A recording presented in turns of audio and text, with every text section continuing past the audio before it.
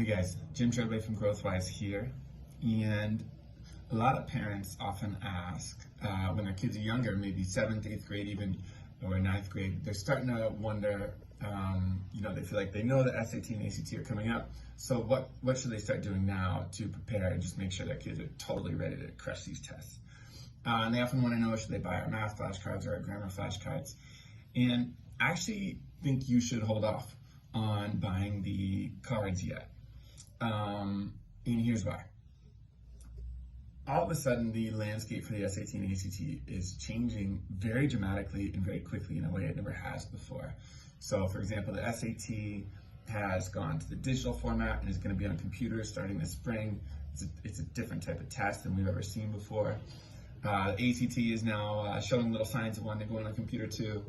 And they're doing a trial test kind of thing for 5,000 kids in December.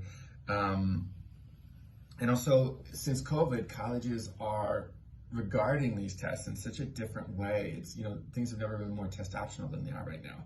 So it's just unclear for people how much do the tests count and what are the tests even going to look like. So if you have a kid in 8th grade or something, 4 years from now when they're taking these tests, it might be really different, and it's very hard to say what it'll be like.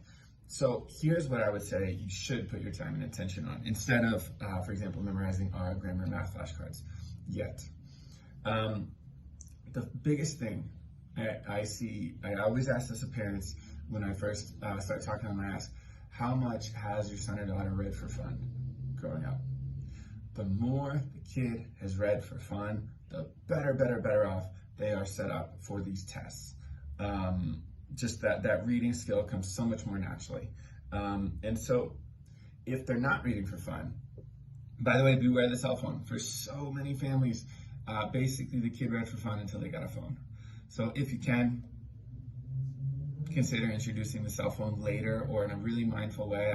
I'm sure there's been some brilliant stuff written about this topic. Look it up. There's got to be some skills and ways of approaching the cell phone for kids that can maybe delay or get around the obvious kind of intellectual cost that it seems to come with. Over and over, I just hear kids, they stopped reading once they got a phone.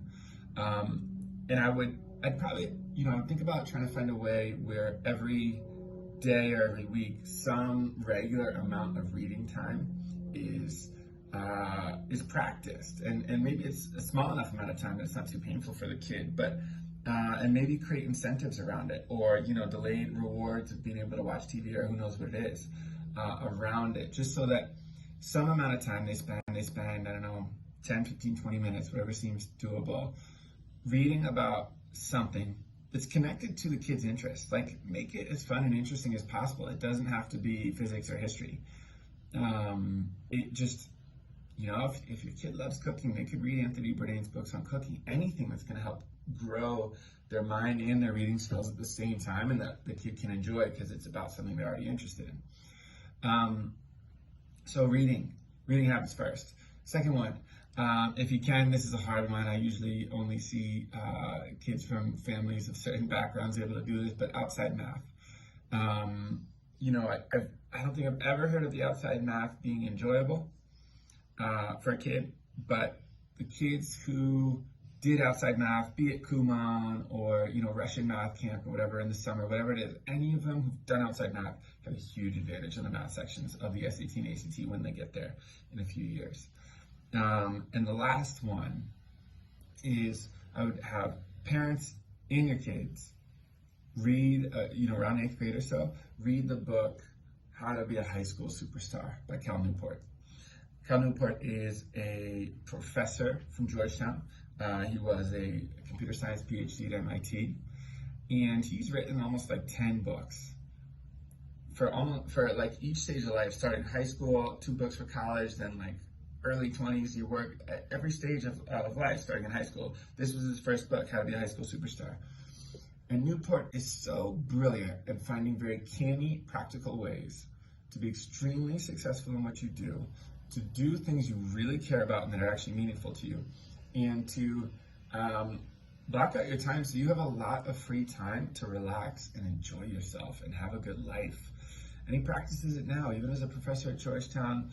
Tons of successful books, very successful podcast, And I believe him, at least, when he says basically every night around, I think he says like 8 o'clock, or he's done with his work and he is sitting and hanging out with his sons, and listening to baseball games on the radio. It's very old school.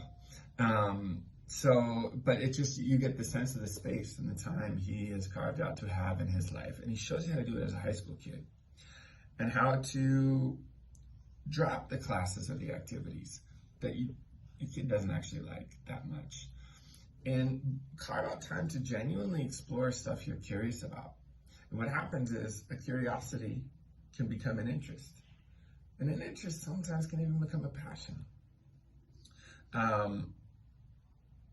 And that stuff takes time to organically engage with and develop. And the thing is, what Newport shows is that kids who are able to do that and find a project connected to something they were interested in and curious about were able to get into their reach schools over and over, top schools. And it's that colleges are looking for kids who know themselves, who have the maturity to curiously explore what they're curious about, and to turn it into projects that can take less time than a varsity sport and be so unique to the kids' experience and interests and talents that colleges haven't seen anyone else do this particular project before. And when you do something that others haven't seen before, it has an outsized effect on how impressive it is.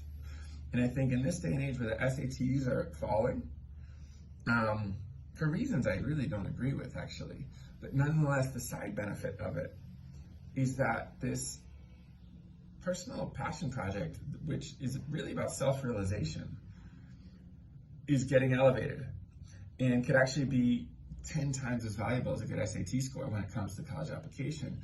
And I think that type of experience is what helps a kid discover who they are in the world, where their gifts are, where can they start to imagine themselves fitting in this world, building up their network of contacts early in terms of mentors and other people who are interested in what they are. And yeah, so I think to boil it down, instead of jumping at the math or the grammar flashcards this early, I would prioritize a daily reading habit, something connected to anything the kid is interested in, outside math skills, if you can get them to do it, and the exploring your personal interests, as Cal Newport advises and really brilliantly shows how to do, and how to be a high school superstar. Then the one last thing you could do is we are making vocabulary flashcards for the new digital SAT, because vocabulary is explicitly being tested again. And they're in the process. They'll probably be done in a month or two. They every example sentence for these 600 vocabulary words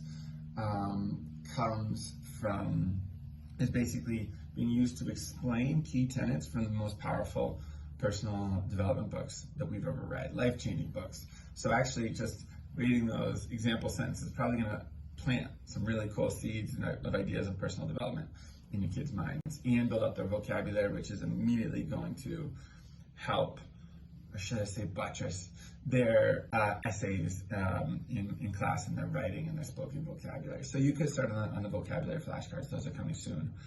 And you can pre-order them, actually.